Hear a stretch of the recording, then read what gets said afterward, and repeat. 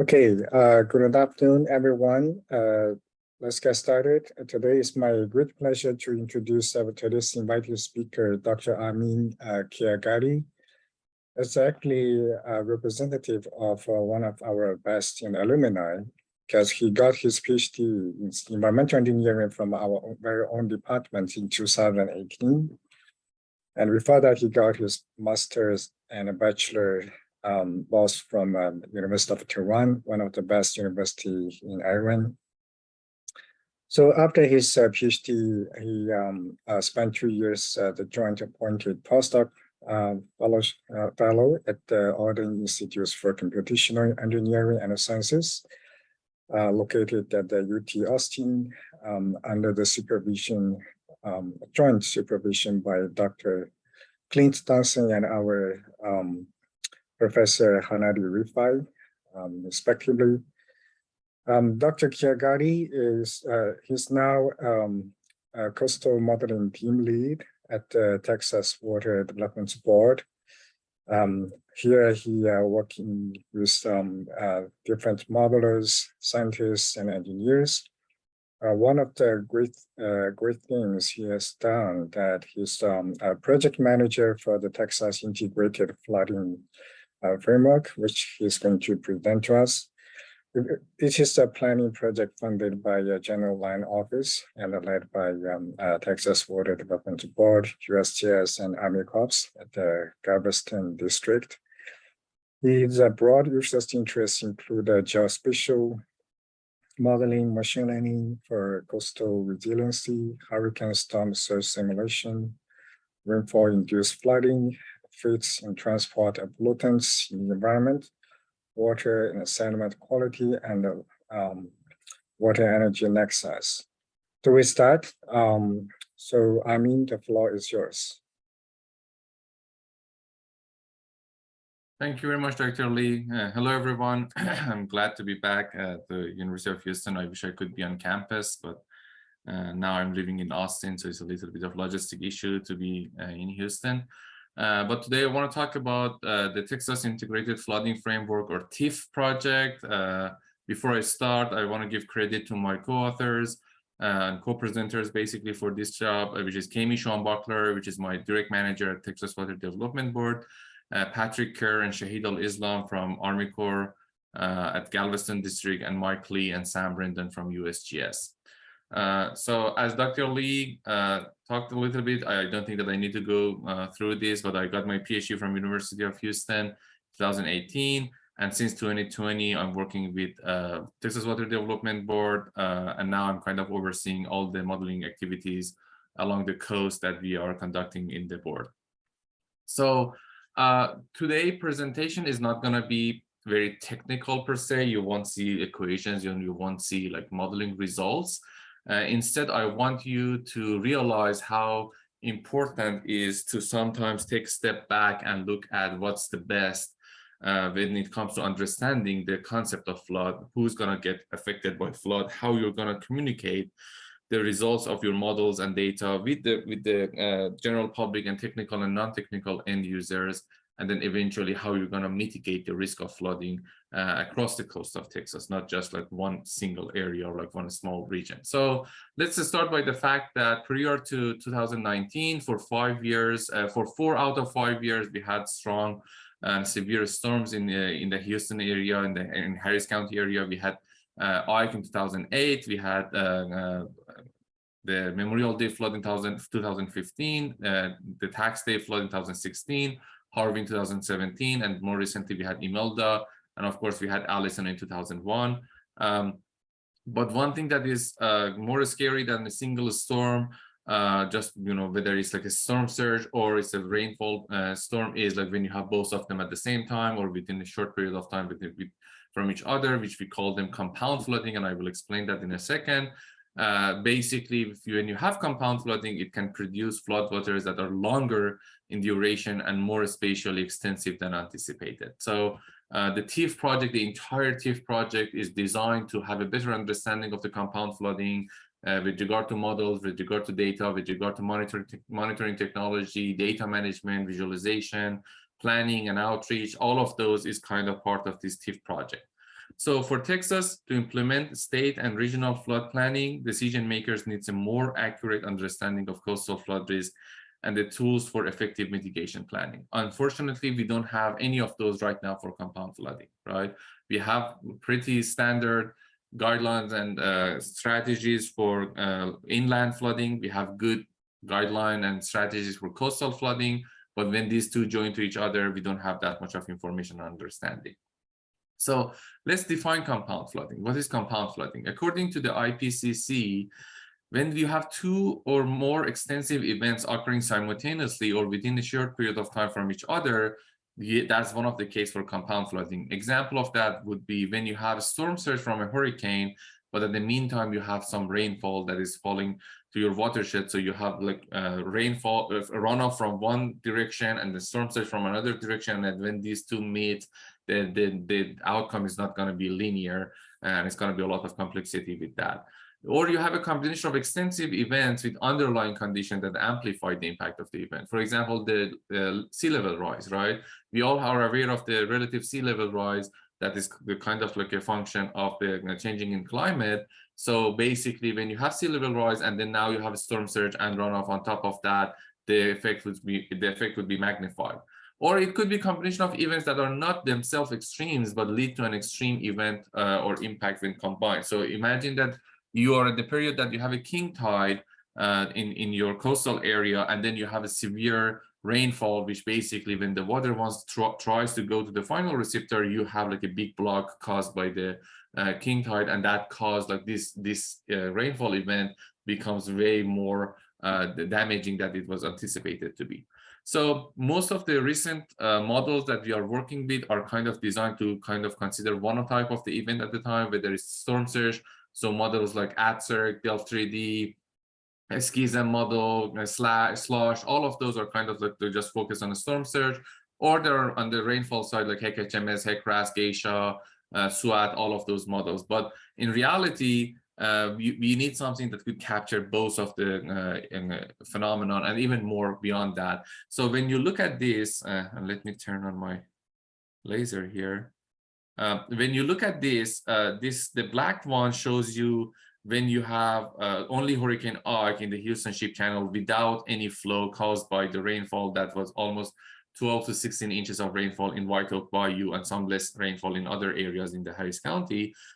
You can see just like a normal surge, like, you know, the water goes up and then suddenly recedes and then all good. But in reality, what happened was not having a significant effect on the peak of the value here, maybe, I don't know, a couple of centimeters, increase the maximum water surface elevation, but it caused longer inundation. And that's very important. This entail is very important for us because that's when you want to start your saving missions, and then, you know, the emergency responders are out. And then also this is the time that all the spills and leaks from the industrial facilities happen. So it is really, if you don't capture this and then you send your crew out and say, oh, all good, the water is here, but in reality you still have 1.5 meters water on the ground, that's not going to be a scenario that you want to facing with, right? So that's kind of like one aspect of why we need better tools, why we need better data, why we need better technology to estimate and understand and predict compound flooding, is basically that kind of gives us more information for our emergency responders.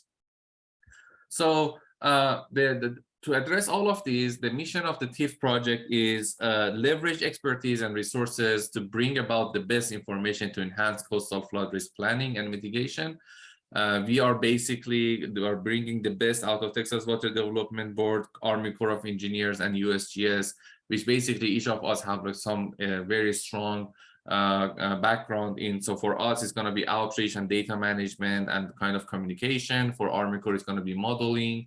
And for USGS, it's going to be data. So we are kind of putting together all our expertise to make sure to do a scientific project to address this issue. Our vision is we want to empower Texans with reliable information to increase flood resiliency. The better information that you provide, the better decisions people are going to make based on that, right? So we are trying to develop guidelines and processes for implementing an integrated framework to model, visualize, and plan coastal floods. We will complement the many ongoing efforts, and I will tackle some of those. And then we want to be what would be the future of science. This is going to be purely scientific project. We don't care about politics or anything like that. We just want to focus on science. So as Dr. Lee also mentioned in the introduction, this project is led by us, TWDB, USGS, and Army Corps. It's funded by GLO. The time frame is from November 2020 to December 2024. TIF originally was supposed to cover only the counties that got affected by Hurricane Harvey, but now we are working on an amendment with GLO to include the Rio Grande Valley, 4 counties in the Rio Grande Valley as well. So it's going to be entire coast of Texas. And then for the future, there are some talks going on that we want to kind of like not limit ourselves to just coastal, and we want to go beyond as well. So the TIF project has 4 components: data and monitoring gap analysis, data management and visualization, integrated flooding modeling framework, and planning and outreach. And I will explain and describe each of them in more details in the future slides. So let's talk about the structure of the TIF project. We have a steering committee. So each of those partners, Army Corps, USGS, and TWDB, have 2 members in the steering committee. The steering committee kind of making all the decisions and then make sure and defining the priorities with regard to research and contracts and like selecting vendors and then final reports and deliverables. And then we will make sure that we use quality data, robust model, and sound science. So the 6 presenters that I had at the beginning of my talk are kind of, you can see the faces here. These are the steering committee. We also have a facilitation team which provide pre and post meeting facilitation, support of offline collaboration and stakeholders engagement. So the idea here is we are going to have a lot of meetings, and then we are going to use a lot of expertise from various people. So we need to have a professional facilitation team that can help us to extract the information in the optimized way from different folks, and then kind of play as like a buffer among all of us, because as you can see that there are 3 agencies or like big opinions. So we want someone to kind of make sure that we are working closely with each other. We have the technical advisory team, and that's probably the most important aspect of the TIF project, and then the biggest asset that we have. So groups of technical experts that serve as the source of expertise guiding the TIF project from vision to execution. So we will, for each of those components that I talked, the 4 components, we have a team, and I will talk about them in a second. And then part of the facilitation team job is basically make sure to be the bridge between us and the TAT members. So we have a group of technical experts. We had a list of almost 300 people. Then we narrowed it down to 90 people among the 4 components. Over 50 organizations represented in this, from these TAT members. And the idea is like we want to get their knowledge and the ideas and experience, and then move it to the steering committee. And then I will talk about execution, how they can help us in that regard. So you can see these are like almost 50 organizations, and University of Houston is one of them as well. We have 2 TAT members from University of Houston, and I will talk about them in the future slides. So we are TIF. At the very beginning, it's all about collaboration. We want to decrease the redundancy that we are seeing at the state level. We want to increase synergy. So we want to try to put the right people in connection with each other to make sure that there is no redundancy. And there are many federal and state agencies working together, right? As a part of this project, we're working with GLO, Army Corps, USGS, the Texas A&M University, UT Austin, IDRT Center, the AgriLife, and then CSR, the Center for Space Research at UT. So because most of these are kind of have some contract with GLO, so you can see TIF, CHARM, RFSGs, Regional Flood Study Groups, and TDIS, Texas Disaster Information System. And then we are trying to work together to avoid redundancy as much as possible. So we had our first TAT kickoff meeting in April 2021. And then we had the regional flood planning groups or the liaison. That's part of the project that is funded by Texas Water Development Board. We made that relationship. We had the component meeting in December 2021, where we asked the TAT members, are we asking the right questions or not, to make sure that we're on the right track. We have a good relationship with TIDIS and CHARM. And then RFPGs, and then we had a bathymetry workshop recently, and then also we all had a subsidence workshop, and then we are making connections, and we are working closely with the Coastal Master Resiliency Plan people, so to make sure, because there are many different groups working on the same concept, which is flood mitigation, and you know, before you know, you're in the route that you may redo a lot of things that other groups are doing. So a lot of collaboration at the high level is required. So the way that we want to execute TIF is that we go to the primary objective of the TIF, right? Which basically we want to pioneer a collaborative effort to address compound flooding impacts in Texas and establish TIF initiative as a benchmark for future efforts in the field. Unfortunately, we cannot go to the current and existing contract and say, hey, this is the way to do, because they already have their contract, the scope of the work is developed. So they're gonna deliver whatever they need to deliver. We evaluate them, and we compare them with the science that we gain over the years, and say, okay, for the next round, for the next phase, these are the improvement that needs to be done. The outcome of the TIF would be a set of recommendations, guidelines, and framework to improve the modeling, data collection, data management, visualization, planning, and outreach effort in the future. So we started by asking the right question. That's why we had our meeting. We checked it with the technical advisory teams. We are in the phase of doing some inventory and literature review. We are going to go look at a lot of data, look at a lot of models, and then also doing a lot of literature review on different types of frameworks, for example, for compound flooding. We're going to look at the technologies to measure waves. We're going to look at technologies the radar technologies to improve the quality of the data that we have. And then once we have that, we provide that feedback to our technical advisory teams again, and then from there we go to the gap analysis, and then from there we go to the recommendation. So gap analysis is tricky for some stuff. You know, it really is kind of a function of what question you're trying to answer. Sometimes the gap analysis is as easy as a spatial availability. You look at the map for the state of Texas, where do you have bathymetry data, where you don't have the bathymetry data, and then where you don't have, you make a recommendation and say, hey, I need bathymetry data here. But sometimes it could be way more complicated than that, and we will talk about that in a second. So once a TIF recommendation has been made, interested agencies and organizations can provide project funding opportunities. So, and on top of that, this is basically for GLO to have a list of projects ready to go. So when the next hurricane, the next extreme event happens, and they get a new pot of money and they need to spend on that, they basically say, oh, okay, we have this list of projects. These are the priority. This is the cost benefit analysis for each of them coming from TIF. We go start from number 1, then number 2, number 3, and then spend the money that we have. So in a way, it's very important to provide accurate and beneficial recommendations through TIF.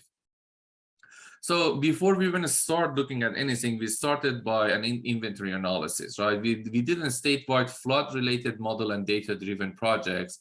So we developed a metadata, which basically is like, what is the project name, what agency is doing it, who's the fund provider, who's the point of contact, is there any website for that project, and then what is the description of that project. So the main idea here was to avoid redundancy, right? We didn't want to tackle things that someone else already addressed for us. So the result of that is like a report provided to GLO, and it's open to public as well. If you need a copy of that, just contact me and I can send it to you. We are working to develop a better TIF website that you can, these deliverables would be accessible to everyone. So this is an example for component 2. So we have Texas Water Dashboard, USGS National Water Dashboard, and for component 4, we have regional flood planning groups, and then we have FEMA Flood Mitigation Assistance Grant Program. So you can see 1, 2, 3 paragraphs of description, some basic information, so you can actually know what's going on. And we collected more than 130 of these projects, all just flood related, just model, just data, no infrastructure, no building, nothing. So And then if you also know some project that you want to be included in this list, please contact me as well, and I can include that because it's a live document.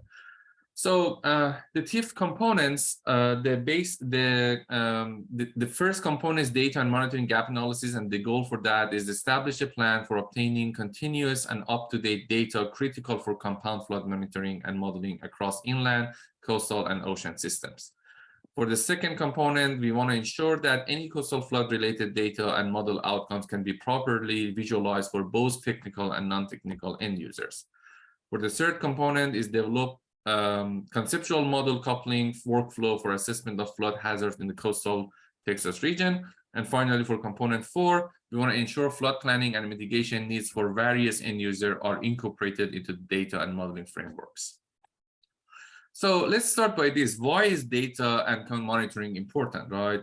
We know that we have several different types of use for models. Like, we have bathymetry and topography data that you need to put in your models. Any coastal model, any estuarine model, any distributed model in a way, it starts by bathymetry and topography, right? So you need data for that. You have nearshore and offshore waves, you have meteorological data and whatnot, and then you can use that data for insurance, high water marks, planning and GIS, land cover, and all of that. So without data, obviously, you cannot do anything. You cannot make any decision if you don't have reliable data. On top of that, sometimes we basically at TIFF we treat data in two different ways. Whether the data is raw and can be used as the raw data like high water mark, so you don't need to massage the data, you need to incorporate and put it in any other models. You can use it directly for let's say model calibration validation, or there are some data that by itself, when it comes to flood, you don't use it, you need to put it in the concept of the model like bathymetry data, and then you use that to get some information. So we are doing some inventories with the data. The TDIS, the TWDB Data Hub, and the regional flood study groups, they're all doing some inventory analysis, and then some of them have a lot of more money than us. So we're gonna waiting for them to hand it over to us, and then we will do an inventory of inventories in a way to make sure that nothing is missed, and if there is something missed, we will recommend to collect them. So the question is, what is the gap analysis? And the answer that we find is whatever you want it to be is the gap analysis. As I said, the gap analysis could be in the technology, the gap analysis could be in a spatial, it could be in temporal, it could be in frequency, it could be in period, it could be anything that you can think of, right? So we are working on defining some of those concept of gap analysis as well. And then we also have the concept of use case, working with component 3 and 4. The idea here is like, okay, why you're gonna use this data or model? What is the end goal, right? Are you doing this to do an alternative analysis? Are you doing this to do a cost benefit analysis? Are you doing this to just for fun, or are you trying to buy a house, or you're trying to buy flood insurance? What is the end game here? Like, you need to know which end user is trying to do what, and then when it comes to models, what is the sequence of the models that they're gonna need this data. So component 1, TAT members, you can see a lot of names, and then from University of Houston, we have Dr. Craig Glennie, who's serving on component 1. So we are trying to work with TDIS to provide some advice on data sharing, archiving, some QA, QC, and work. And then also we would work, the component 1 is working with component 2. We also want to evaluate new monitoring technologies, for example, long and short frequency wave measurement, rapid deployment storm surge sensors. How we can flood proof the sensors or the measurements to make sure that you're not losing a station during the severe event. And then I forgot to mention that for component 1, the champion who's going to be in charge is going to be USGS. Component 2 is going to be TWDB. Component 3 is Army Corps, and component 4 is again TWDB. So basically, I'm presenting my colleague Sam and Mike slides here. So that's why if you see that some of the I just move fast from some of the concepts. That's why, because these are not my slides per se. We actually made our first recommendation through CIVE by basically recommending that there is a need for quality assurance and integration of historical Texas Coastal Ocean Observation Network on TCON data. There are 5,400 station months of water data level available, collected the data, but that's not QA/QC. That's from 26 long-term water level stations. TCON historical data was not processed using the NOAA QA/QC procedure. So if you're familiar with the concept of the water surface elevation and tide data, you go to the NOAA website and then you click on the map that I want Texas, and then you see there are some like station icon, and then you click on that and say, okay, show me the water surface elevation or tide data from, I don't know, 2000, 2005, right? This data was never digested to that system because it was never QA/QC'd according to the NOAA. So the effort, but we are recommending GLO to spend some money to NOAA and then QA/QC this data. If that's the case, this effort will generate over long-term 25 years of quality control data set, which can be used for like sea level rise studies, calibrating, validating models, using for hindcasting, reanalysis, and then whatnot. And then will significantly reduce uncertainty of various products, include sea level rise analysis and tidal data, right? So that's our first recommendation. We'll see how GLO or anyone else will react to this. The next thing that we tackled was bathymetry. As all you know, bathymetry is one of the most important data set, if not the most important one when it comes to modeling. You can have the best model in the world. If you don't have a good representation of the bottom of the water, you cannot use that model, period. So it's highly dynamic. Whenever we have like a storm, the bathymetry might change. If you're working with the shallow water bathymetry, then even wind might change that. So it's highly dynamic. Some data sets are very old. As a part of this project, I noticed that we have some data in Sabine Lake that are for 1885. I thought it's a typo. Unfortunately, it was not. So some of those data are very, very, very old, and then that's the only data that is available. It's expensive to collect data. As a rule of thumb, it's going to cost you $10,000 to collect 1 square mile of bathymetry data. Communication could be improved. Some agencies are collecting bathymetry data without letting anyone else know because they have like an internal need for that. And also the bottom classification in water is also important, and no one tackled that. So as an engineer, most of you, when you're working with a HEC-RAS model, when you're working with ATSERC model or any model, what is the parameter that you are trying to change to calibrate? Manning coefficient, right? Most of the time, that's the parameter that you tweak. So in reality, Manning coefficient or bottom friction is a function of land use or the bottom classification in water. So it's a physical property of your problem. It's not a calibration variable per se. So if you have enough good, reliable information about the bottom classification, then you need to focus on something else when it comes to calibrating your model. So that's part of the other recommendation that TIFT is trying to make, is like we need better understanding of bottom classification in the water. So the way that we approach this, because we are heavily invested in our TAT members and expertise of people. So we had a virtual bathymetry workshop on May 18, 2022. We had 90 participants. We actually asked them to fill out a survey and then let us know where along the coast of Texas they need an immediate need for bathymetry data based on their expertise working with models. So let's say you have a model, it doesn't work properly, and you know that this is because your bathymetry data has not good quality that you need. So we asked them to input that data, and then this is what we got. Even though we asked them to put small area, you can see some of them were very generous when they were drawing the polygons. So some of them are kind of like hundreds or thousands of square miles. Some of them are very big. So we got 14 areas of interest or AOIs. We considered considering the funding and resources limitation, we need to prioritize the identified area for better resources allocation. So what we did was we made a connection with the NOAA Blue Topo database, which basically is the source for bathymetry data. We worked with them. They had a code. We worked with them to kind of remove the dust from that code and make it working. So now if, and that's going to be available as part of the TIFF recommendation, that when you draw a polygon or you have a shapefile of a polygon, you can automatically download all the bathymetry data that is in the NOAA Blue Topo database, and then the latest one, of course. And then it comes with the distribution layer that tells you what year that bathymetry data was collected, who collected that bathymetry data, what is the uncertainty associated to bathymetry data. So I just chose the Galveston Bay because most of you are familiar with the Galveston Bay.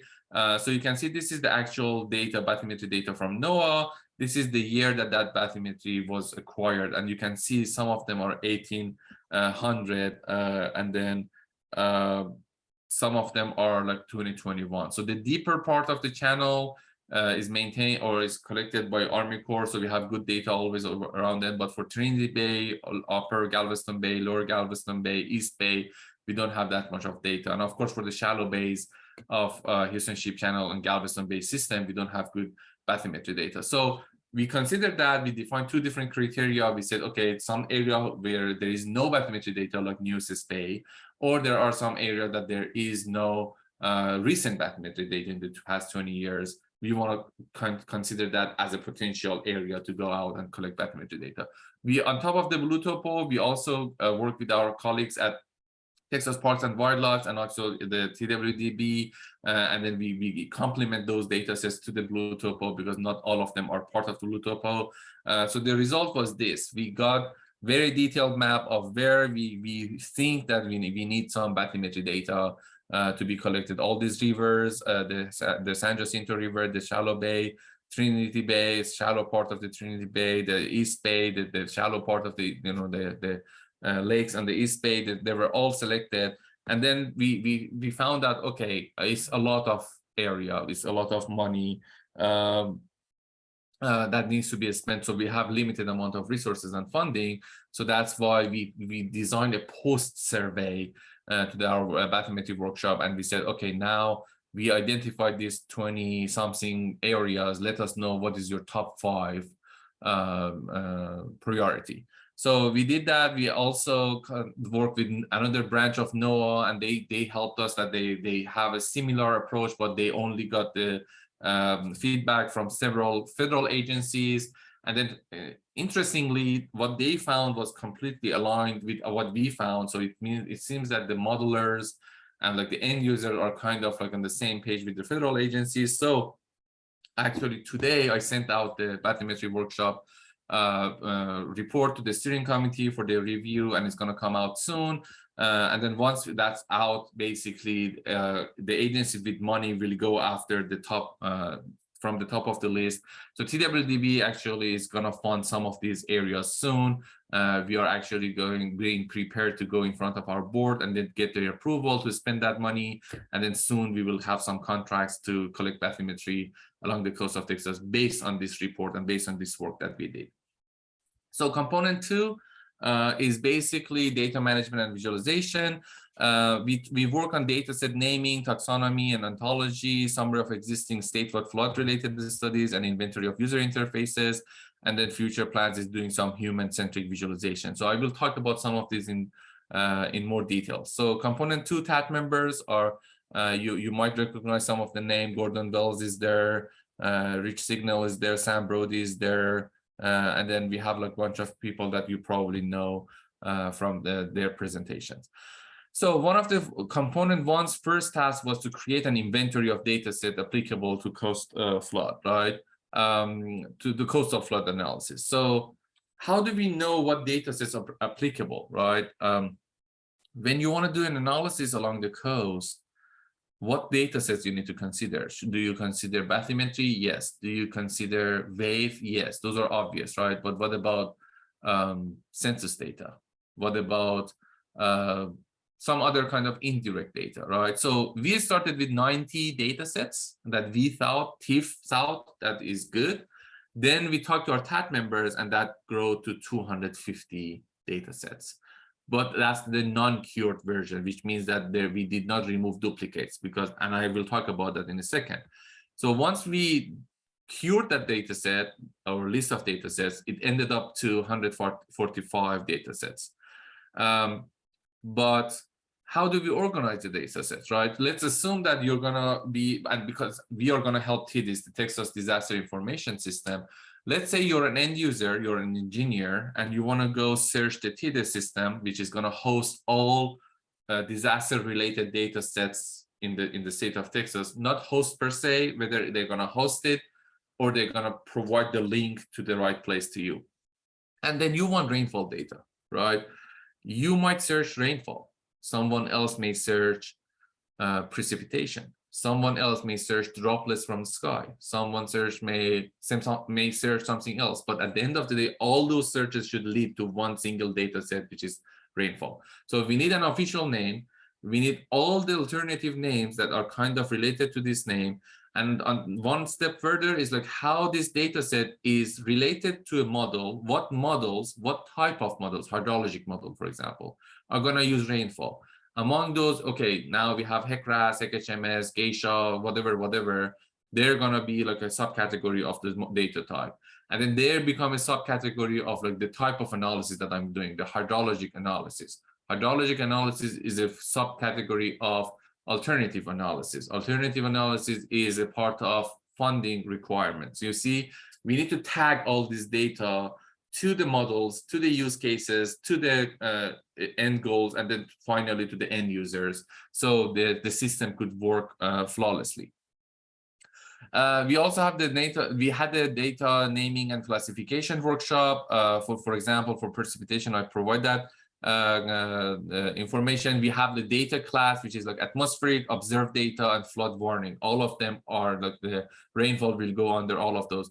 We are also working with NOAA and FEMA. We are working with the quasi name tagging. There are some other things that we are working with them. So and then also we need the metadata for each of those. When I'm going out to do an inventory for, let's say, rainfall, what type of information I need to collect and put it in the metadata, right?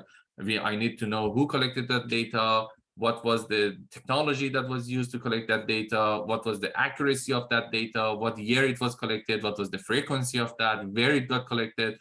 But that's completely different from, let's say, discharge, right? It's a different metadata required for that. So we are working to actually create 145 metadata for data inventory. We also look at the flood user interfaces. We want to catalog the available visualization tools that will create a valuable resource for future end users. We want to see what is out there and what needs to be done, and then how we need to do that. So we are going to catalog key pieces of information about each user interface in order to compare functionality. And we do gap analysis to see what's missing from a valuable inventory user interface. So we developed the metadata for that. What is the platform name? What is the URL? What is the mission vision? Is there any coverage map? Does it work with API? Does it have copyright? What is the level of access? Can you upload your data in it? Can you download that data? Can you manipulate that data? All of those. And this is an example, the INFIRM, which is Interagency Flood Risk Management website. To us, we want to translate this to this Excel table to say, okay, this is the name of it. It has a real-time data on it. The source of the data is USGS. It has a metadata. There is no API for this one. There is copyright. The ease of use is very easy. So on top of that, you want to think about this. As a human being, your brain can only handle 7 ± 2 objects when you're looking at a dashboard, at an interface, right? Whether it's 5 or to 9. If I give you something that you, at the same time, you will see 13 different like things that you can play around with it, you will be lost. So we are going to look at all those like specification for those websites. When we are designing those websites, when we are designing the interfaces, we need to consider the ease of use and then how your brain will interpret that data and all of that. So that would be the human-centric research that we want to conduct. Component 3 is the most challenging and the most complicated component here. The idea is how we can create an integrated flooding framework for modeling. We have a multidisciplinary team. This is the largest team that we have. There are nationally recognized experts in this team, and we have diverse stakeholder representation for this team. So the first step, like any other components, the like a model inventory. As I said, we're going to do an inventory of inventories with like all other collaboration that we have. And then we develop a metadata for that to look at the study title, the study object, model software name, dimension, coverage, and all of that. And then we started by the Army Corps models for Galveston district. We identified 55 HMS models, 107 RAS models, 55 coastal models, but we are working with the BLE models from Texas Water Development Board. We are working with the GLO regional flood studies, and we're working with the TWDB regional flood planning groups to get their models as well. And then we hope that we can create a shapefile that along the coast show you what type of data is available with the proper metadata that you can easily look at it and say, oh, I want this type of data for this area that covered this period of time for me. That's the whole goal here. That's the end game here. And then we are doing a lot of literature reviews. We're getting prepared to do the contracting phase. We are going to look at the meteorological, hydrologic, hydraulic, estuarine, and wave and larger scale search models. We are going to do a strengths, weakness, opportunities, and threats or SWOT analysis to say what are the advantages and limitations of each model for characterization of flood hazards in the Texas coastal region. So the idea is, what type of meteorological models are out there? What are the weakness and strengths of each of those models? What about the hydrologic? What about the hydraulic model? What type of data they're going to need to run? Which one is more suitable for the coast of Texas and why? Those are the questions that we are trying to understand. And then we go to the conceptual model from what we learned from that previous section. We say, okay, now we need to put this together. Maybe there is a model that can address all of them, which probably does not exist at the level that we want. But at the end of the day, you need to put them together. How you're going to put them together? Are you going to use one-way coupling? Are you going to use tightly coupled? Are you going to use loosely coupled? Are you going to use fully coupled? And then where along the coast of Texas you're going to use each of these approaches? Like some area, maybe because of the forcing, the storm surge, the riverine part, the bathymetry and topography of the area, the sea level rise, the tide dictates you that, okay, one way might be good enough. You know, if you go and spend all this money from going from one way to fully coupled, you may get a 5% improvement, right? But you know, in some areas, if you don't do that, you're going to lose 90% accuracy. We are going to look at the component-based modeling frameworks. There are like a bunch of them out there. So we're going to look at them and then come up with a conceptual framework. Say, okay, it seems that along the coast of Texas, the best idea would be HECRAS, 2D, rain on mesh, plus AppCirc model, or plus the Schism model in a fully dynamic model for RGB, for example. That would be the outcome. We are not going to develop the models at this phase. And I don't think that we're going to ever make that model, because that's going to be the regional flood study groups or the TDIS team who's going to do that. But we're going to make recommendations and guidelines. And then there are a lot of like obstacles that we need. There are a lot of challenges that we need to overcome. The cross-cutting data issues, the interpolation schism that use, how that the interpolation for bathymetry topography that you use is going to affect your results. We have a lot of issues that like how you're going to incorporate levies and all of that. We will look at all of them. And then the model coupling, we need to consider this. We need the computational cost is important. We can have a really good model which generates the best results out there, but it's going to cost you a supercomputer that needs to be run for 7 days to predict 1 day of results, right? We don't want that. We basically require no manual or user manipulation. It has to be robust and extensible. And then we are considering all of these pieces of the puzzle to make sure that we are capable of doing hindcast forecast scenarios, real-time forecast scenarios, and we need to have the evaluation metrics development to kind of evaluate the performance of each of these models. On top of that, we're going to look at the probabilistic flood hazard estimation. The idea is we know the concept of 100-year, 500-year rainfall, which is hate those concepts. We have the similar thing for coastal surges, and then what if we're looking at the compound flooding? That's a different beast that we need to address. We have no Atlas 14, for example, for rainfall. We have coastal storm hazard from FEMA for the surge, but what happens when these two meet each other is not a linear relationship. It's not superimposition that you can just add these two together and say, okay, here we go, have fun with it. We need to have some recommendation for future improvement of the probabilistic and analytic methods approach. Let's go to the final component. Component 4 is the planning and outreach. We want to make sure that the end users kind of understand and then their need and their vision is incorporated in the model development. We want to find, there are many ongoing efforts right now. We're connecting with them and we're trying to understand what they're trying to do. That's why we have a close relationship between TIFF and us, and GLO, TIDIS, CHARM, regional flood planning groups, and GLO regional flood studies. And then we also want to, on top of that, say, okay, the finding that we have from component 1 through 3 for compound flooding needs to be incorporated in the planning tools that people are using to look at the future, right? So the Army Corps has a lot of planning tools, and we want to make sure that the concept of compound flooding is included on top. On top of that, we got this feedback from our TAT members that a lot of times, a lot of the flood-related projects at least along the coast of Texas is completed in kind of in like a it's not like as like an island, right? Some watershed decide, or a city decides to do something with their water, to build the dam or like build the levee, or I don't know, conduct the water to somewhere else without considering what is the effect on the downstream and upstream of that area, right? So we are trying to come with some guidelines and some recommendation of how better communication could happen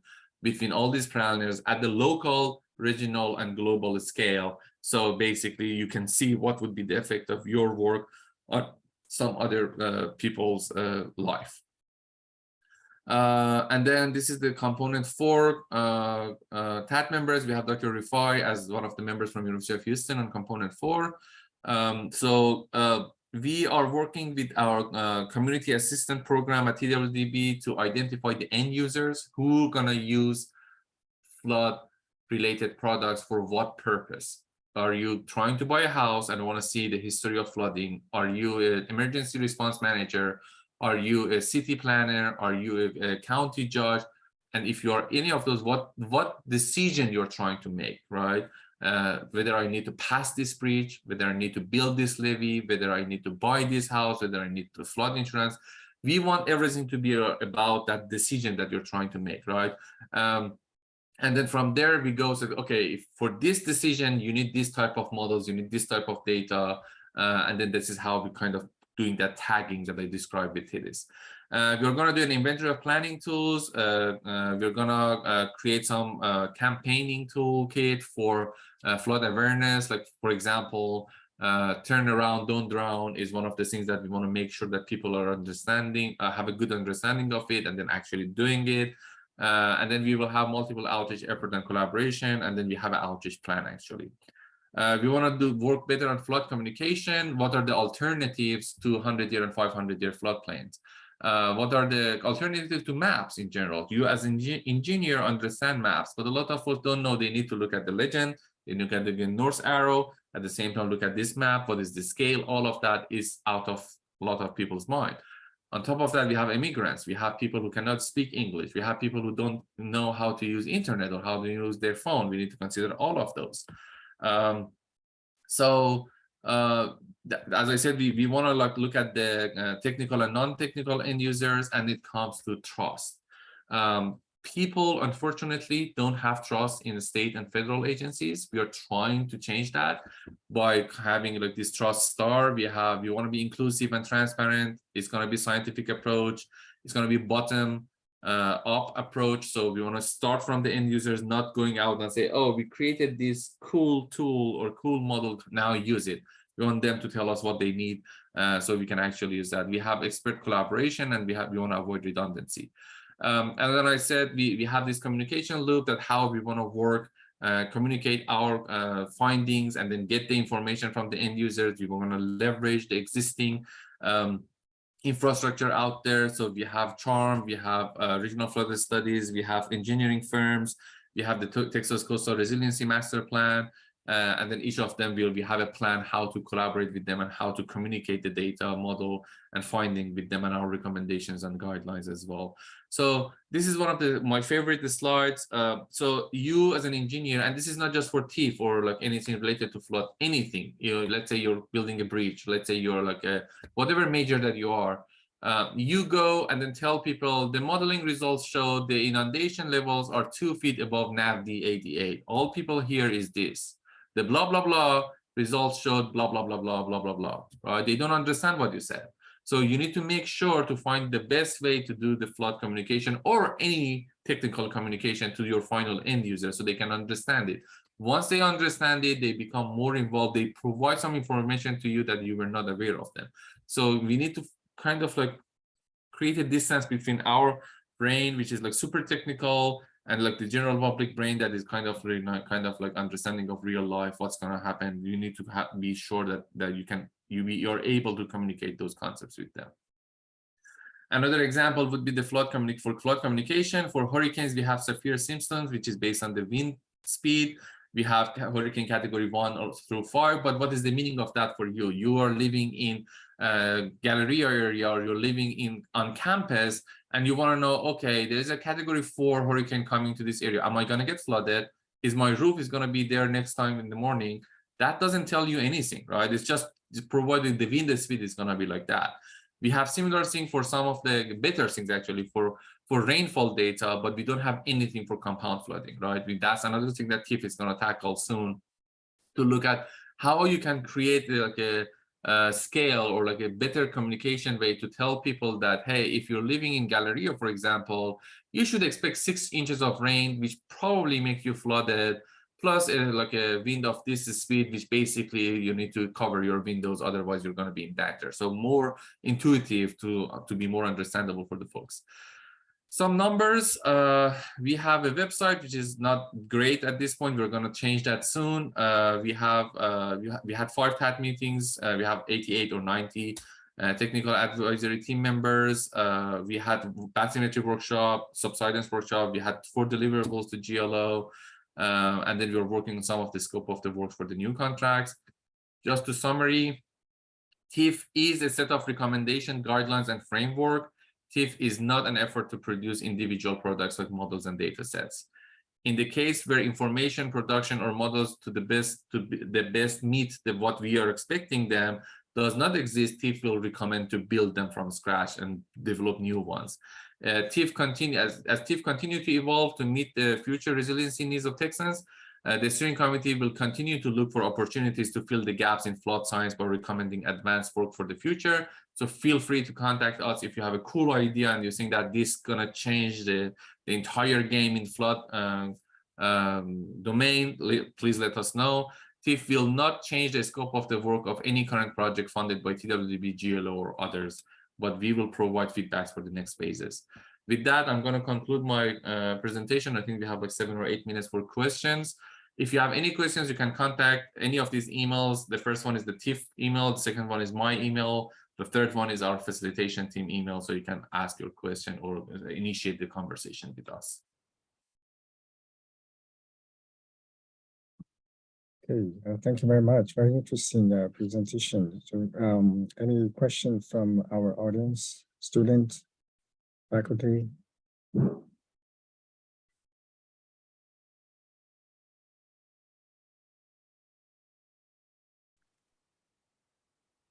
Perhaps I can start with the 1 or 2 of mine.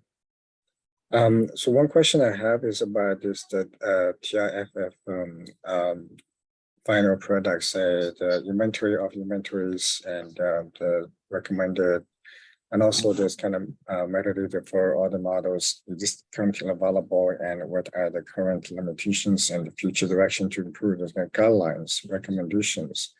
So when do you expect those to be available to? I assume that those information are going to be available to the public. So if so, what's the timeline? So that's a great question. All the recommendations, guidelines is going to be available to the public. We want to be transparent, but We don't have a deadline per se for a different, we will publish recommendation as they become available, right? But we need to wrap up everything by 2024. So for example, this TCON recommendation just came out 2 months ago. The bathymetry recommendation is going to come out probably within a month. And then we will have some wave technology recommendations soon, probably in the next 6 to 9 months. But we are also like, it depends on like how well the literature review and the conceptual modeling framework, but the recommendations that kind of are like guidelines to how to do stuff is going to be towards the 2024. But recommendation that fill a gap is going to be as we move forward. Excellent. So another question I have, maybe a little bit more technical, is that I see that you have a bunch of models there. I'm also a hydrological modeler. I'm just curious, among these models, I saw SWOT model, these kind of things. Do you have a certain number of urban hydrological models? Meaning that the models that explicitly account for, let's say, below ground stormwater drainage system, for example, swim model. I guess you might be aware of that. I'm just curious how many. So as a part of that literature review that we are conducting, that would be actually one of the very important topics that we need to do. So the outcome of that literature review would be a list of available models for each of these applications, and then which one are the best suited for Texas coast, right? So we hope to see that as a part of that outcome, and Army Corps is leading that effort. So they are working with ERDIC, they are working with HEC, they are working with a bunch of universities to kind of like, lead that effort. And then the outcome of that is going to be some, if there is no good urban hydrology model, then the recommendation would be build one. If there is a good one, I'm not an expert in that area, so I don't use them that much, so I don't know the answer to per se to give you a name of a model, but we hope to get that as an outcome of this effort. Okay, thank you. So any questions from our students? It's a good opportunity to learn from a professional, top professionals and graduated from our own department. I do have a question. If it's possible for there to be non-technical stakeholders involved outside of the 4 offices that you are working with in the public? So when you're saying non-technical, you mean like people from different, like normal people, right? Yeah, and also maybe nonprofits that would be interested in something like this, living on the coast. So as a part of the CHARM, which is led by AgriLife at A&M, they are actually having some workshops that is open to public. Anyone could go there, whether nonprofit or like you're just like a concerned citizen and you want to go there, and they will collect the information that we need and they will send it to us, right?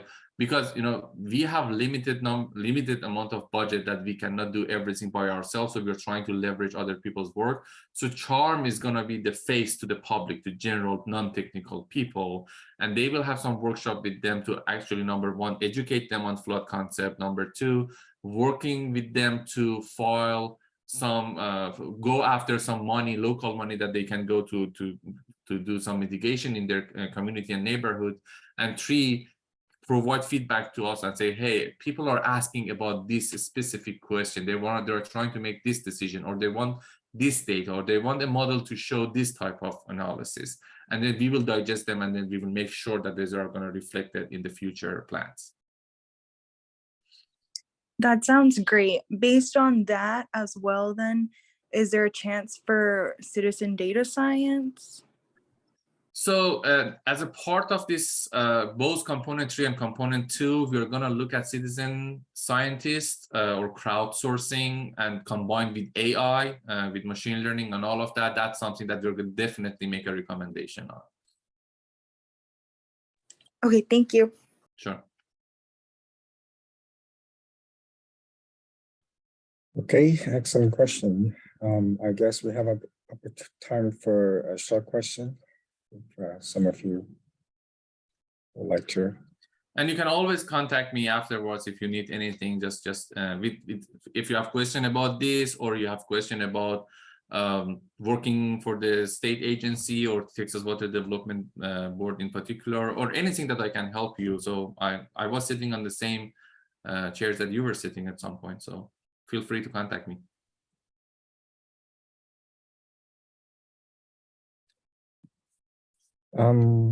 Okay, I think almost time. So let's thank again to Dr. Kiagari for such wonderful presentation, very informative. I